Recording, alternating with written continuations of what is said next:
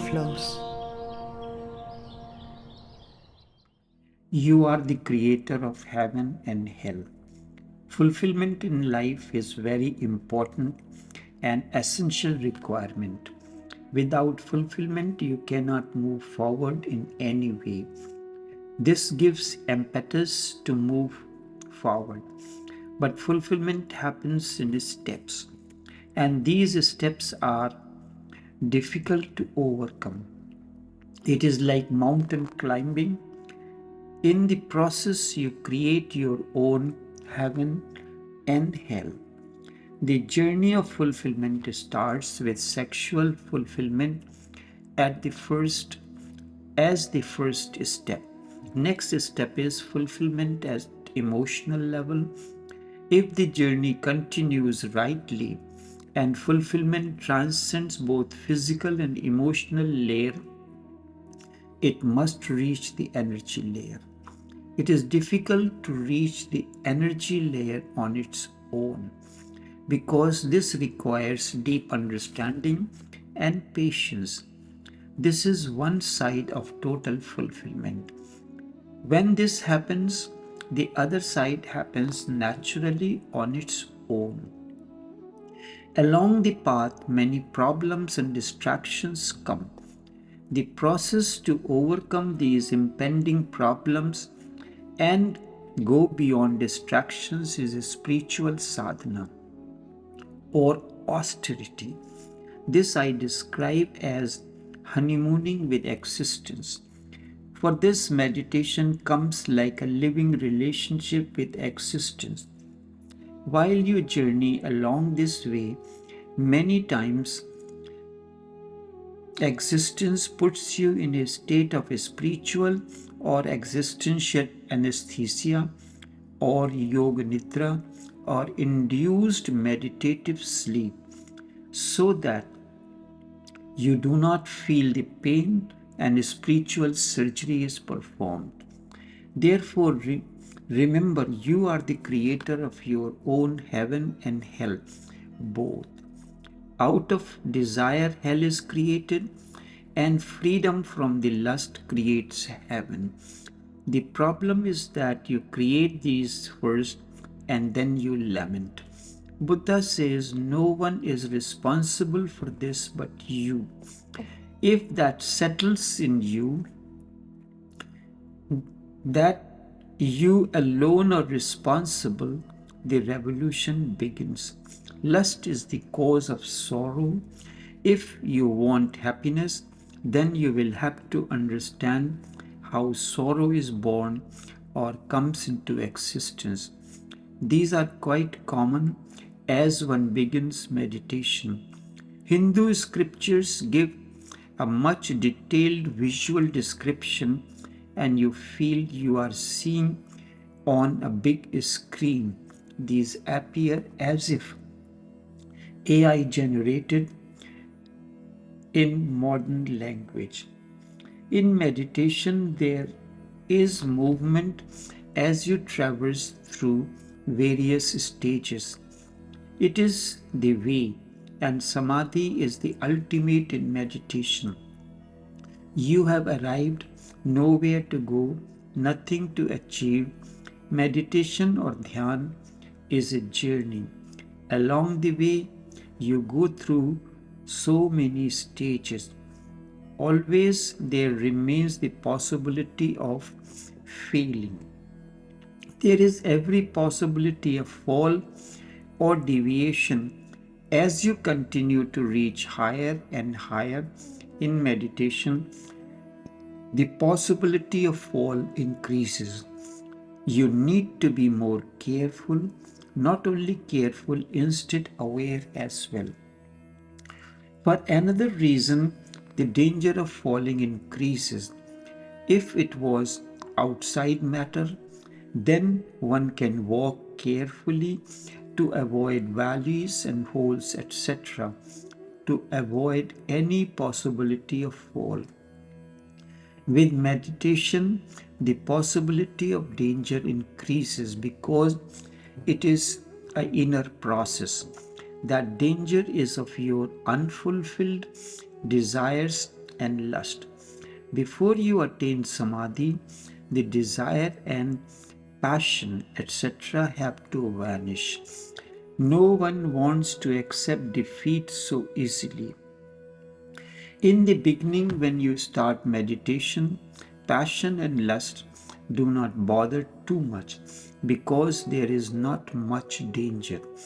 However, as you are approaching nearer to the peak, passion and lust, etc., begin to see death approaching. One or two steps more, and you will reach the peak. And that will be the death of passions and lust. The death of longing, craving, or lusty desires is certain. You are reaching the peak, and death of longing happens simultaneously.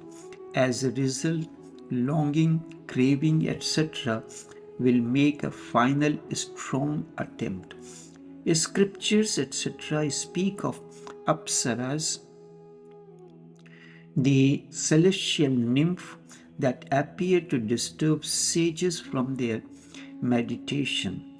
An apsara is a type of female spirit of clouds and waters in Hindu and Buddhist script culture. They figure prominently in the sculptures, dance, literature, and painting of many Indian and Southeast Asian cultures. Apsaras are two types, worldly and divine. Urvashi. The major apsaras or celestial nymphs are Kritasthali, Punjisthala, Menka, Rambha, Pramlocha, Anul, Anumlocha, Gratachri, Varcha, Urvashi, Purvachitti, and Tilottama. They are the most famous among them. Each represents a character. In Hindu culture, apsaras are beautiful, supernatural female beings. They are youthful and elegant and superb in the art of dancing. They are the wives of Gandharv, the court musicians of the god of heavens Indra. They dance to the music made by their husband Gandharv, usually in the palaces of gods, and entertain and sometimes seduce gods and men. As ethereal beings who inhabit the skies, they are often depicted taking fights or at the service of gods. They may be compared to angels. Apsaras are heavenly nymph, celestial dancers. Divine beings are said to be able to change their shape at will and rule over the fortunes of gaming and gambling. Apsaras are sometimes compared to muses of ancient Greek. Each of these 26 apsaras at the Indra's court representing a distinct aspect of performing arts. They are associated with fertility rites. Bhagavad Puran also states that these are born out of Kashyap and other sages. In Hindu mythology, apsaras or celestial nymphs are known for their beauty and grace and believed to have emerged from the churning of the milky ocean, or in some accounts were created by Brahma, the creator god.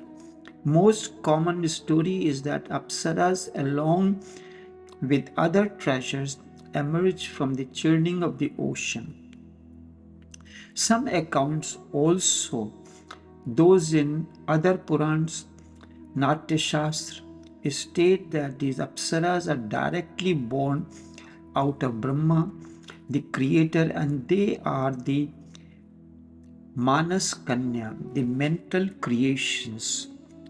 It is easy to understand the word mental creation.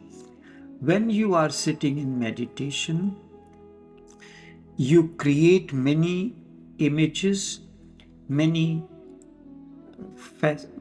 many such things to distract you from the process of meditation. The Bhagavad Puran mentions Apsara as being from Kashyap and other Munis. Other scripts suggest that they emerge from the fire of sacrifice. It is quite common when you start going deeper into meditation, and as meditation begins to deepen, many thoughts and emerges and images, etc., emerge and disturb the seeker. The scripture describes the nature, types, and their effects on the seeker's inner state. Explicitly, this gives the visual description, AI generated description. Scriptures call these as apsaras or celestial nymphs. When you start going deeper into meditation, many kind of thoughts and images appear in the inner sky. So these apsaras or celestial nymphs are representative of those thoughts. So in general, a certain basic type of thoughts and images arise that are related to lust and unfulfilled desires and things like that. The stories say Apsaras start dancing around the sage to distract him from his austerities. The similar thing happened when Buddha, after enlightenment, sat under the Bodhi tree. The daughters of Mara, the devil, he sent his three daughters who came and started dancing around him. So this is how it goes on. First they try to attract you, and when this does not work, then they try to be very aggressive. It is said these come from the heavens. Really, these do not come from the heaven. They dwell within your heart. This is the meaning of the Apsara named Urvashi. It comes from the two words. Ur means heart, Vashi means dwells, that which dwells in your heart. In everybody's heart and mind, certain images, desires, thoughts, and unfulfilled desires dwell. The word Urvashi comes from these two words, meaning that which dwells in the heart. These arise from your unfulfilled sexual desires. This is the last attempt to distract and prevent you from reaching the ultimate flowering. You are the creator of heaven and hell both. Out of desire, hell is created, and out of freedom from lust creates heaven. The problem is that you create these first and then you lament. Buddha says one is responsible. No one is responsible for these but you. If that settles in you, then you alone are responsible. The revolution begins. Lust is the cause of sorrow. If you want happiness, then you have to understand how sorrow is born or comes into existence. These are quite common as one begins meditation. Hindu scriptures have given a much detailed visual description, and you feel you are seeing on a big screen. These appear as if AI generated in modern language. Enough for now.